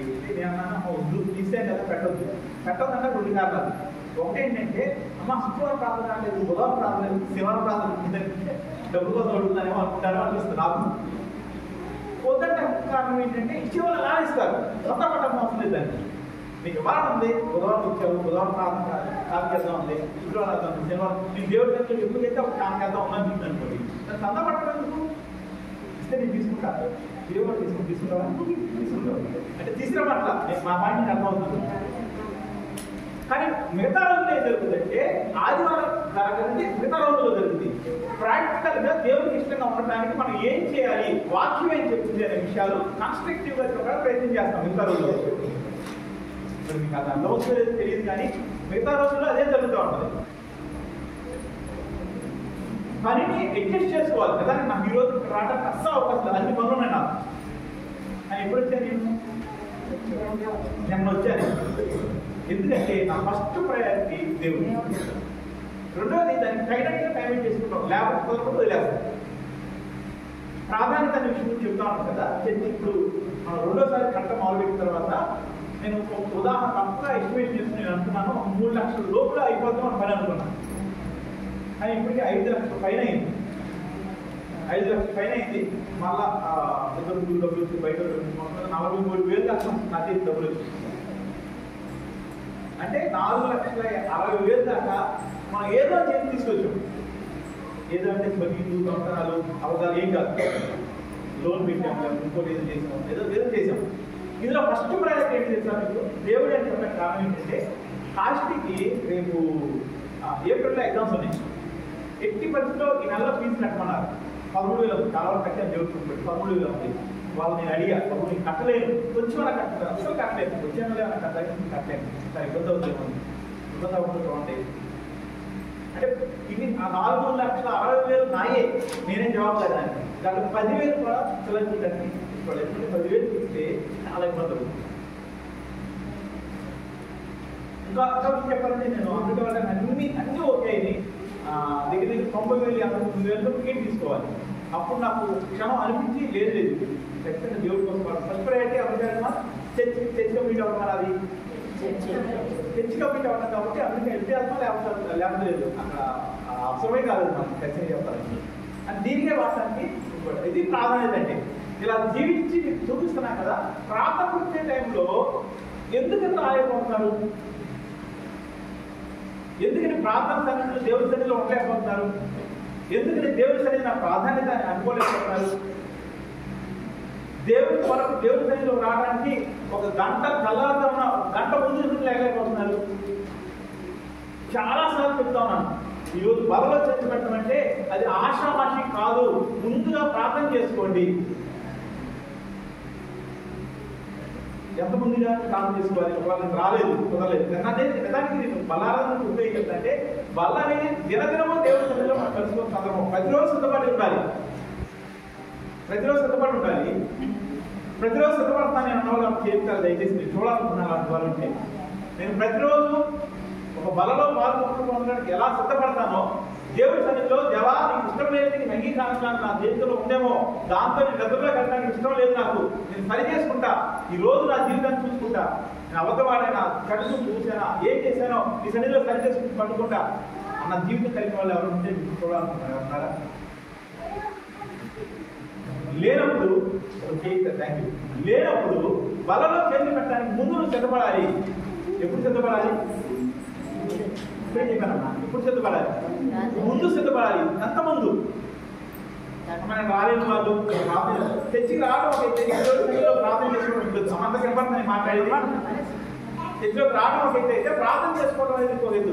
దేవుడి సన్నిధిలో ప్రార్థన చేసుకోవడానికి నీకు నిన్న రాలేకపోయావు, మొన్న రాలేకపోయావు, రాత్రి రాలేకపోయావు, ఎంత ముందుగా రావాలి?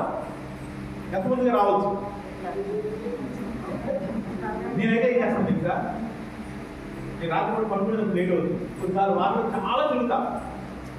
ఈ మధ్య నీకు తిరుగుతుంటే అంటే ట్రావెల్ చేస్తున్నా కొన్ని రకాల ఇబ్బందులు వస్తూ ఉన్నాయి, చాలా కష్టం అవుతూ ఉంది.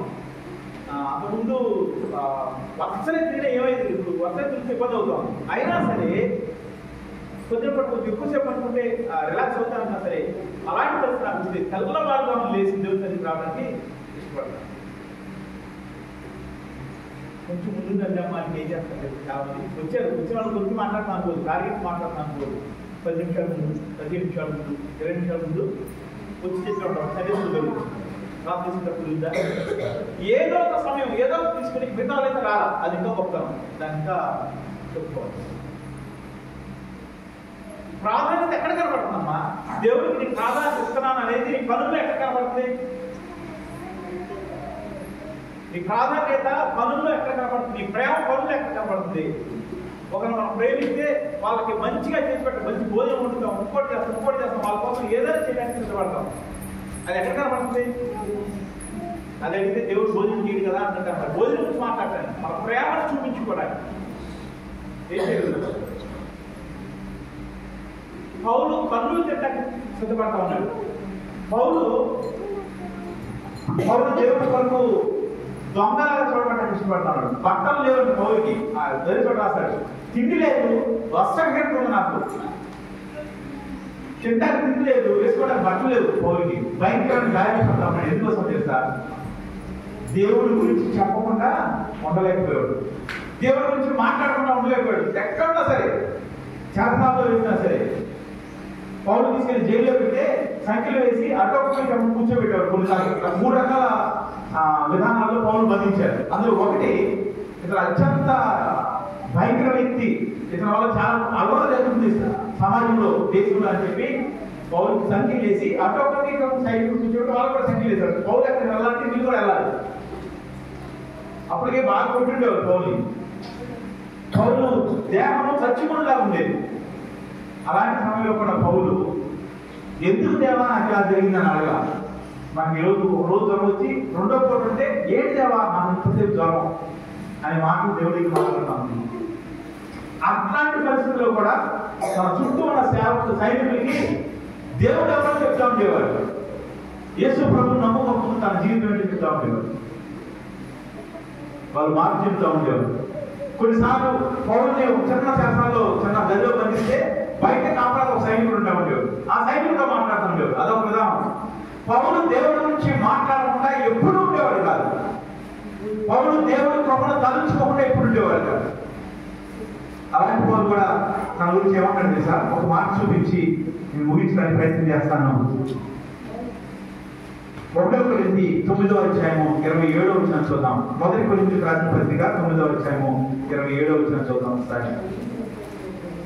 గాలిని కొట్టినట్లు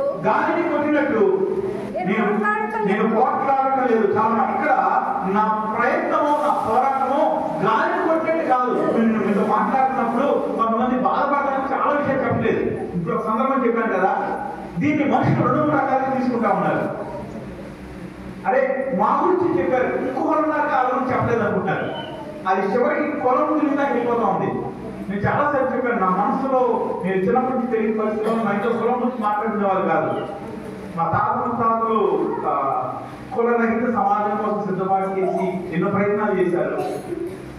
వాళ్ళ తరాల్లోనే అనేక కులాల నుంచి మా ఇంట్లోకి పెళ్లి చేసుకుంటా ఉన్నారు. అందువల్ల కులం గురించి మేము మాట్లాడుకోలేదు. మన మధ్య కూడా నేను చెప్పినట్టు నాకు 9వ క్లాస్కి వచ్చేంత వరకు కులం అంటే ఏంటి తెలియదు. కానీ మన వాళ్ళు ఏం చేస్తారు సార్, వాళ్ళ గురించి మాట్లాడాలనుకోండి, ఎంతసేపు మా వాళ్ళ గురించే మాట్లాడతారు, వేరే వాళ్ళ గురించి మాట్లాడలేదు అంటారు.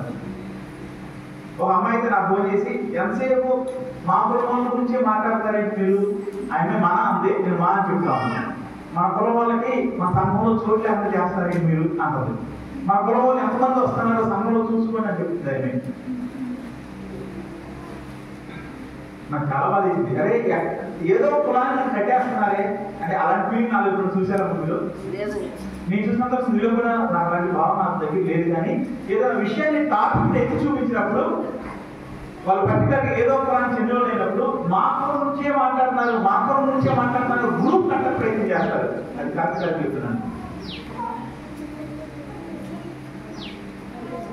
ఎవరు తప్పుంటే వాళ్ళతో మాట్లాడి సరే మా ప్రయత్నం ఏంటో తెలుసా, నువ్వు వెళ్ళి అక్కడ భోజనం చేసి వచ్చి మా తేలని బాధ నేను ఎందుకు చెప్పాను దాని నుంచి నాకు సందర్భం చెప్పాను కదా. ఎందుకు చెప్పానంటే ప్రాధాన్యత సెట్ చేసుకోండి, ప్రాధాన్యత సెట్ చేసుకోండి.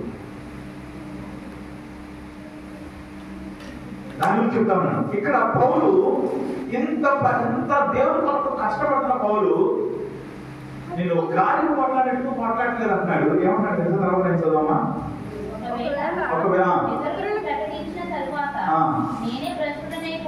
నేనే భ్రష్టుడైపోతున్నాను అని నా శరీరమును నలుగుపెట్టి పౌలించిన బెస్ట్ స్టేట్మెంట్. ఇలాంటి నేను 2 చోట్ల మాట్లాడతాడు. ఆ విషయాల గురించి చూపుతున్నట్టు చూడదు. కానీ పౌలించే ఒక బెస్ట్ స్టేట్మెంట్ ఏంటి తెలుస్తాను.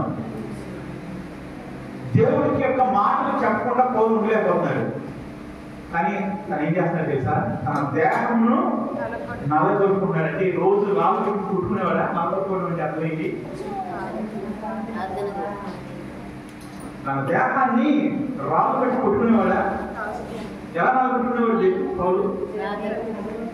ప్రార్థన. మంచి అర్థం చెప్పారు. ప్రార్థనతో పాటు ఇంకో విషయం తెలుసా? నా చెయ్యి ఒక దాన్ని అంటుకోవాలనిపిస్తుంది. ప్రతి చేతికి ఆలోచన ఉంటుంది, ప్రతి కంటికి ఒక ఆలోచన ఉంటుంది. ఈ కన్ను చూడడానికి చూడటానికి ఆశపడేట్టుగా చూడాల్సిన వాటిని చూడడానికి ఇష్టపడదు. నా కన్ను, నా చెయ్యి, నా స్వభావం, నా శరీరంలో ప్రతి అవయవం చెడ్డదాన్ని ఆశపడుతుంది, సుఖాన్ని కోరుకుంటుంది. తప్పైనా సరే అదే కావాలనుకుంటుంది. అది వద్దు అని చెప్పి కంట్రోల్ చేసుకోవడం నలగొట్టుకోవడం. నువ్వు ఒక మాట మాట్లాడితే దానికన్నా 10 రెట్లు మాటలు నేను మాట్లాడగలను, మాట్లాడకుండా నోరు మూసి కూర్చోగలగడం నలగొట్టుకోవడం. నువ్వు తప్పు చేయడానికి అవకాశం వచ్చి వాళ్ళు నీ మీద పెట్టా సరే తప్పు చేయకుండా ఉండడానికి నిన్ను కంట్రోల్ చేసుకోవడం నలగొట్టుకోవడం. నీకు చెయ్యి జాగ్రత్తలో అన్ని తప్పు చేయడానికి అవకాశం ఉన్నా సరే చేతులు 2 తాళ్ళతో కట్టేసి కూర్చోవడం నలగొట్టుకోవడం.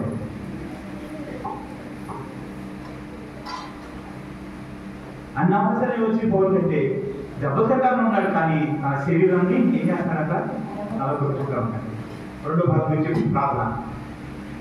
ఆపుకోవడంతో పాటుగా దిగజారిపోయిన పరిస్థితుల్లో, సరిచేయబడిన పరిస్థితుల్లో దేవా ఇలాంటి ఆలోచనలు వస్తుందయ్యా, ఇలాంటి పరిస్థితి నా జీవితంలోకి వస్తాయా, ఇలాంటి పరిస్థితి నా జీవితంలో రావడానికి నా జీవితమే, నా ప్రవర్తనే కారణమేమో, దైవాన్ని క్షమించు అని ప్రార్థన చేసుకోవడం నలగొట్టుకోవడం. దేవుడి తల్లిలో తను తాను పశ్చాత్తాపంతో కృంగిపోతా ఉండేవాడు పౌలు. పౌలు రచనలో కనపడుతున్నాను. ఏం చేశాడు పశ్చాత్తాపం?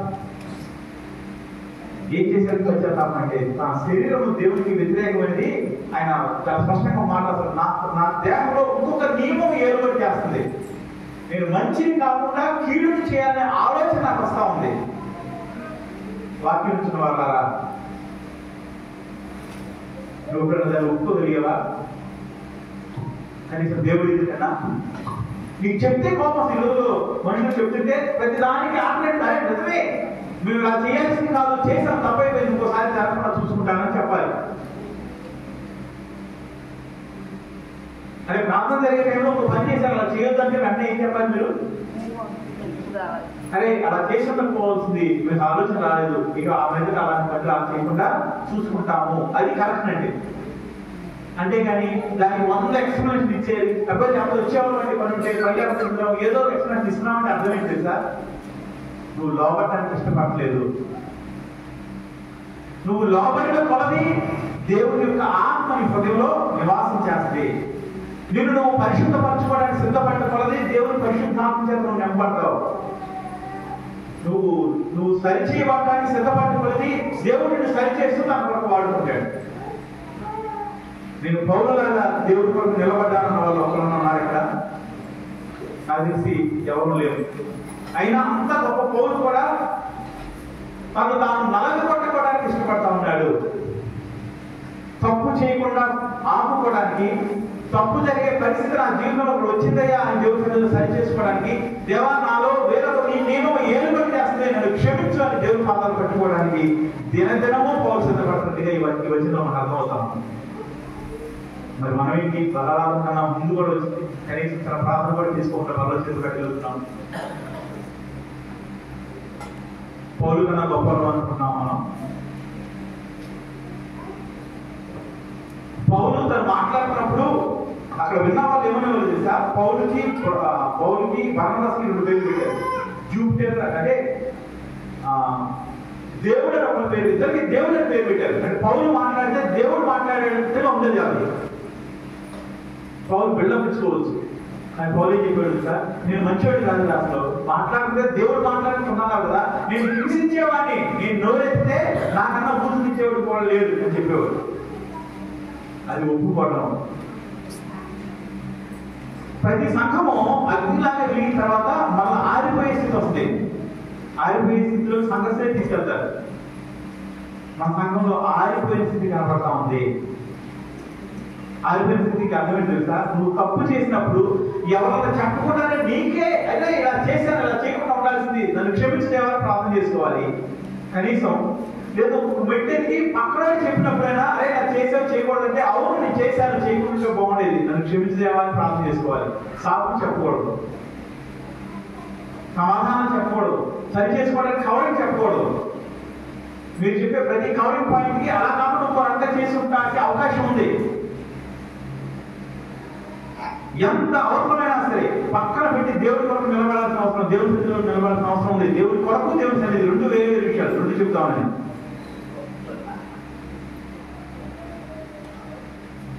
దేవుడి కొరకు నిలబడే వాళ్ళు ఎవరు కనపట్లేదు, దేవుడి కొరకు సాక్షిగా నిలబడే వాళ్ళు కనపట్లేదు. నలుగురు వచ్చిన ఈ వ్యక్తిని మనం మాట్లాడితే మన మాటలు తప్పుడు మాటలు కాబట్టి వీళ్ళు ఇష్టపడరు కాబట్టి నువ్వు వెళ్తే మాటలు మార్చాల్సిన వాళ్ళు, నువ్వు నిన్ను అడగడానికి తప్పు చేయడానికి సహాయపడడానికి భయపడాల్సిన వాళ్ళు, ఈ వ్యక్తి అయితే నా తప్పులో కరెక్ట్గా పాల్గొనాల్సిన ఉంది అని నిన్ను ఎంచుకునే పరిస్థితి కనపడతా ఉన్నాయి.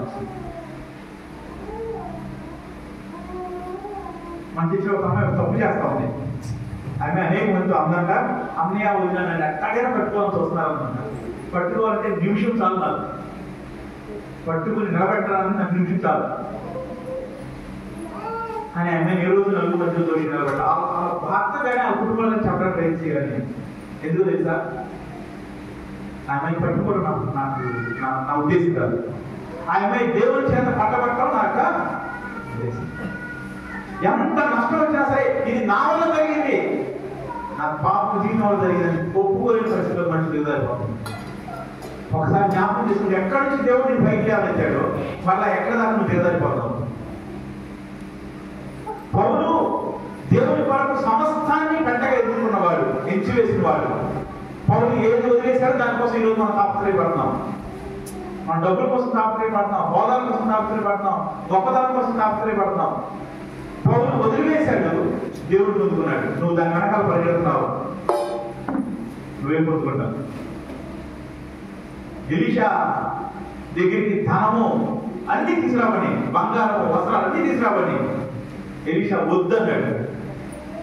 గెహాజీ ఏం చేశాడు? దాని వెనకాల పరిగెత్తాడు. గెహాజీకి ఏమైంది మనందరూ తెలుసు. వాక్యం ఇచ్చిన వాడు పౌలు లాంటి వాడే తన దేహాన్ని నలగొట్టుకోవడానికి, తను సరి చేసుకోవడానికి, దేవుడి సన్నిధిలో క్షమాపణ ఆడుకోవడానికి దినదినము సిద్ధపడుతున్నప్పుడు నువ్వు ఎలా రాగలుగుతున్నావు దేవుడి సన్నిధిలోకి? వాళ్ళలో చేతులు పెట్టడానికి సిద్ధపడి లేకుండా.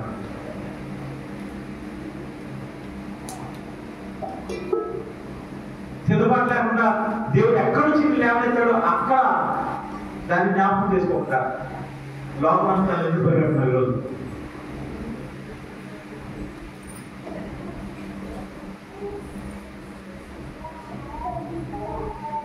ఒకప్పటికి ఇప్పటికి మన సంఘంలో వచ్చి మాట్లాడేదా ప్రతి చిన్న విషయంలో ప్రార్థన చేసుకుంటా ప్రయత్నం చేసాం. ఎగ్జామ్స్ అనుకోండి, ఫర్ ఎగ్జాంపుల్ మనం మేనేజ్మెంట్ ఎగ్జామ్స్ ప్రార్థన చేస్తామని ఒక్కరు కూడా ఎగ్జామ్స్ ప్రార్థన చేసుకున్నా, ఫోన్ చేసి ప్రార్థన చేసుకున్నా లేదు. ఎందుకు చేయలేదు అంటే వాళ్ళ చదువు చేయించలేదు. ఇప్పుడే కదా, ఎప్పుడో మారిపోయింది పరిస్థితులు. అలానే ప్రార్థన చేయకుండా వదిలేద్దామా? ప్రార్థన చేయకుండా వదిలేకూడదు. చిన్న విషయాలు, చాలా చిన్న విషయాల్లో అది పద్ధతి అయిపోతుంది. చాలా పెద్ద పనులు తీసి దాచిపెడతా ఉన్నారు. ఎప్పుడైతే నీకు దేవుడికి మధ్య ట్రాన్స్పరెన్సీ లేదో, ముఖాముఖిగా లేదో, హృదయం దేవుడి ఎదురు తెరవలేదో, అది ఆటోమేటిక్ గా మూసుకుపోతే కొన్ని రోజులకి నీకు దేవుడికి ఏ సంబంధమో ఉండదు. అలాంటి స్థితిలో మనం అవ్వగలదు. పౌలు దినదినము తన శరీరాన్ని నలగొట్టుకుంటాడు, దినదినము తన జీవితాన్ని పరిశీలించుకుంటాడు, దినదినము దేవుడి సన్నిధిలో నన్ను సరిచి నన్ను నిలబెట్టని ప్రార్థన చేస్తాడు. అట్టి ప్రార్థన నీ జీవితంలో ఉండాలి. ఇలాంటి వాక్యం చెప్పామనుకోండి, నాకు యోగ్యత లేదు కాబట్టి ఈరోజు బల్లలో చేతులు పెట్టాల అని నవ్వుకుండా చెప్పుకుంటారు. బల్లలో చేతులు పెట్టాలంటే అర్థమే తెలుసా? ప్రభు బల్ల అనేది దేవుడు ఉండే స్థానము, దేవుడితో సహవాసము. ప్రభు బల్ల అంటే ద్రాక్షాసము, రొట్టె ముక్క కాదు. ప్రభు బల్ల అంటే దేవుడితో ముఖాముఖిగా కలుసుకునే ఒక తరుణం. అది ఒక తరుణం. దేవుడి సన్నిధికి వచ్చి దేవుడి సన్నిధిలో కన్నీరు కట్టిన ప్రతిసారి దేవుడి సన్నిధిని మనం ఇస్తాము. దేవుడి సన్నిధి దొరుకుతుంది కూడా. దాన్ని తోసివేస్తున్నాం, ప్రభుత్వం తోసివేస్తున్నాం అంటే అర్థం ఏంటంటే ప్రభువును తోసివేస్తున్నాం. వాక్యం చూసిన వాళ్ళ దేవుడు కోరుకునే మార్పు నీ జీవితంలో నువ్వు పొందుకోవాలంటే మరలా దేవుడి సన్నిధిలో విడిచిపెట్టిన దాన్ని వెతుకు. ముసుగు వేసుకున్న దాన్ని ముసుగుతి దేవుడి సన్నిధిలో ఒప్పుకో, దేవుడి సన్నిధిలో సరి చేసుకో. మనుషులను ఏ మనిషి అయితే మోసం చేశారో చెప్పుకో.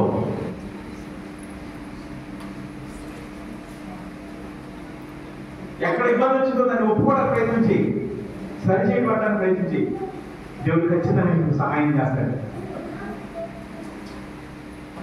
చాలాసార్లు ఇంకొక మాట, ముఖ్యమైన మాట నాకు చాలాసార్లు దేవుడు బాగాలేకపోయినా ఇబ్బంది వచ్చినా అంతకుముందు అలవాటు లేదు కాదు. మేము వచ్చిన తర్వాత అమ్మ రండి చర్చిలో మేము ఉంటాము, దివ్యాన్ని ఉంచుతాను, అక్కడ అంతే ఇబ్బంది పర్లేదు, దివ్యాన్ని ఉంచుతాను, మీరు కలిసి ప్రార్థన చేసుకోండి అని చెప్తా ఉండేవారు. ఇప్పుడేం మొదలుపెట్టారు తెలుసా? మీరు లేకుండా పర్లేదు, మేము ప్రార్థన చేసుకుంటాం అన్నారు. మంచిదే, కానీ ఎంతవరకు చేసుకుంటారు అంటే లేకుండా చేసుకోవాలని ఆలోచన ఎందుకు వస్తుంది? ప్రార్థన చేసుకుంటే ప్రార్థన కాకుండా ఇంకొక ఆలోచన ఎందుకు వస్తుంది? ఎందుకు వస్తుందంటే నేను అనుకుంటాను బహుశా నీ జీవితంలో మొదలైపోయిందేదో ఉంది. బహుశా ఇది ఇలాంటి ప్రసంగము, ఇలాంటి పరిస్థితి నాకు మీకు చివరిగా ఉండాలని ఆశపడతా ఉన్నా. చివరిగా ఉండాలి. ఇంకొకసారి నేను ఇలా చేయకుండా ఉంటే బాగుండేదేమో అని నీకు చెప్పాల్సిన అవసరమో, చెప్పించుకోవాల్సిన అవసరమో నువ్వు ఉండకూడదేమో అని ఆశపడతా ఉన్నాను. పాత నిబంధన సౌలు ఏడ్చాడు, నేను పాపం చేశాడు, మార్పు లేదు. కొత్త నిబంధనలో సౌలు ఒక్కసారి తిరిగాడు దేవుడి వైపుకి, మరి ఎన్నటికీ వెనకలేదు లేదు. కొత్త నిబంధన సౌలు, కొత్త నిబంధన పౌలు లాగా మన జీవితాలు ఉన్నట్లయితే చిన్న ప్రార్థన చేసుకున్నాం దేవుడి సన్నిధిలో